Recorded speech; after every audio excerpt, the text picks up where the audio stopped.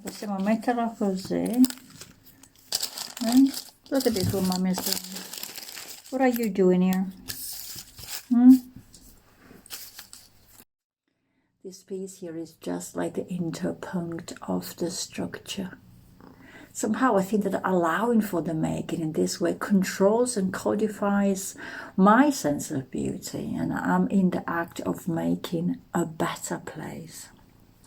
Filling that space to me is never pointless. It is a quest for the perfect conjunction between an ideal day, faultless card, the moment, coffee, and me. I'm mesmerized by the ease of the cut, the sliding of the scissors, the weight of my wrist, the length of my nails, this impeccable blend of voluptuousness and angst. Essentials ritual. It's not cutting. It's not gluing. It's not drawing. It's flowing. It's continuity. I'm wondering if a person looking at my structure would feel the exact same emotions as I feel when I make. Impossible, but not frustrating. Sometimes I question if it's more my experience that's important, me as I cut, or me as I glue, or me as I assemble. Actually, me as I am experiencing. I am experiencing. Where are you going? Experiencing. Experiencing. In the moment, there is a beginning and there is an end, and both happen now. When I'm sitting at my white table in front of the window and I hold my cardboard, oh my word, at times I breathe New York at Christmas. I hear Woody Allen. I wear the elegance of a velvety black dress. I am in a yellow cab. Ach, tolle Bad. And I've never been there. How do they say coffee? Coffee. How do they say coffee in New York? Coffee. So my glasses slide down slowly.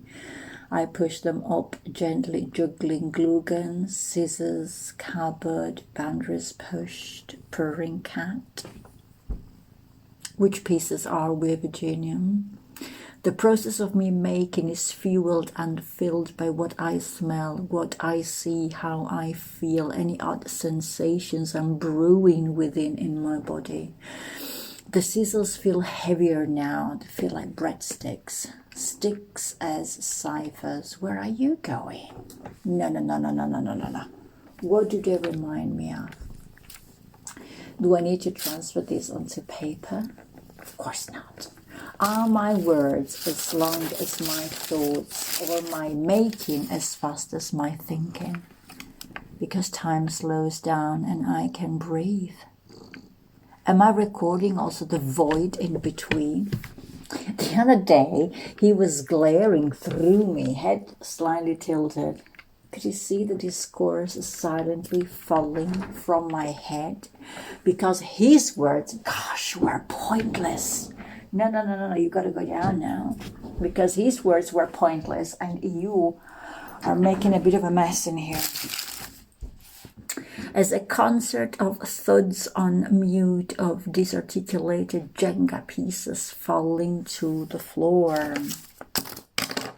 For a second, I look at my shoes. Me on a quest, looking for hidden meanings. Semi-optic. Gosh, now I get the breadsticks of before. Instead, I am a presentologist of paper in cardboardy symbolism. Something private, something just mine only.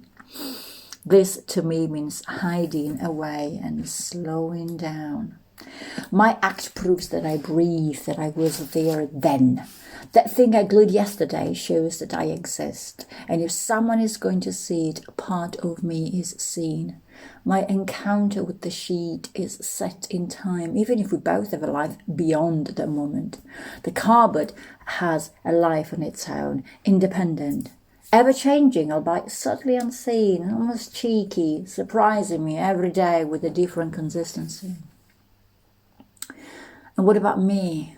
My act of making is more important than the making itself. God ingled. God ingled God. Does a dancer needs to know steps and sequence before the music starts? Of course not. This is simplification. It's subtracting synthesis. It is reducing to a dot, the interpunct again. So I can stay hours transfixed looking at my fingers making. Are they making? If I close my eyes, I don't actually see anything. So try. Close your eyes. What do you see? There is no imagination, there is no dreaming, no seeing. But if I pay attention, I could see a whole process of one thought from its embryonic forming and then moving from synapse to synapse, stopping, turning, looking around to find an easier path, a more accessible path, a quicker way, maybe in a different language, perché nessuno sembra di capire un cazzo.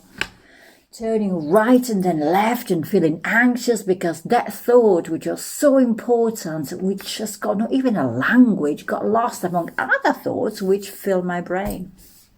Sometimes back then, I even tried to open my mouth and to talk at them among tears and spit and dry vomit, but those were other days and on the side. Well, anyway, so nothing comes out. That thought is lost too.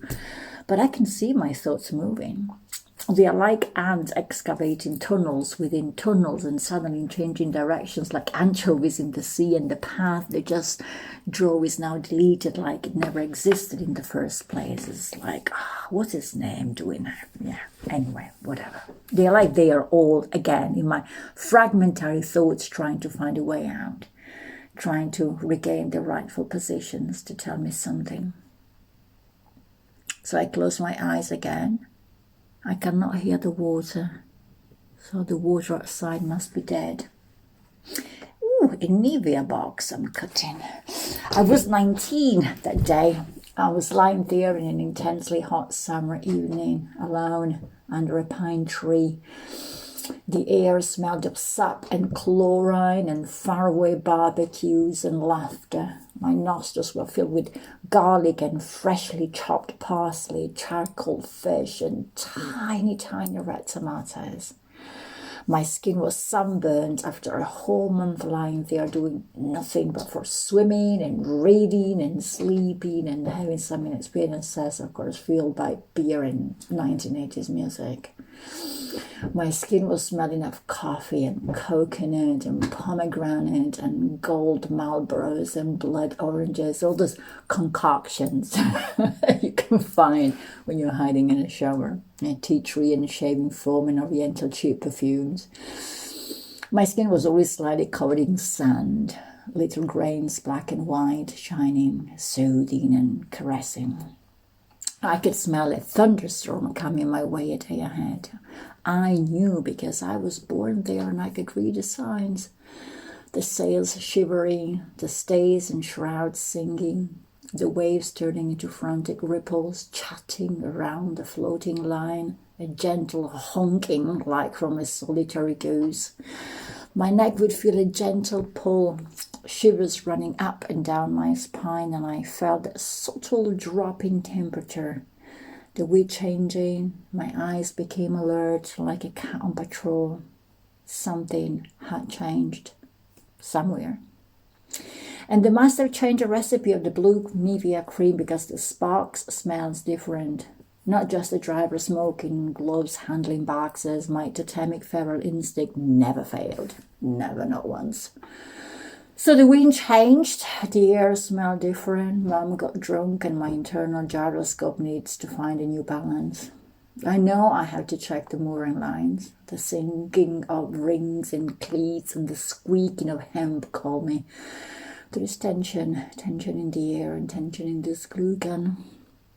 So check, you protect, and you secure, and then you look at the sky. You live the storm. You feel the electricity alive.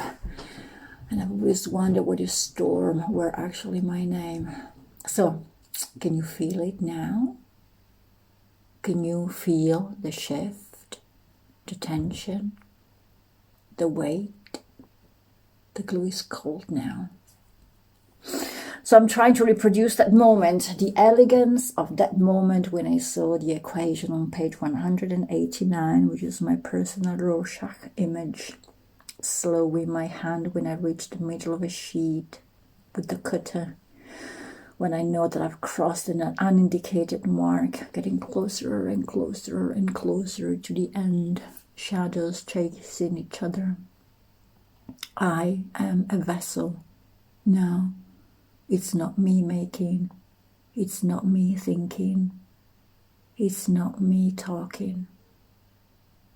There, the sheet imposes its own limit.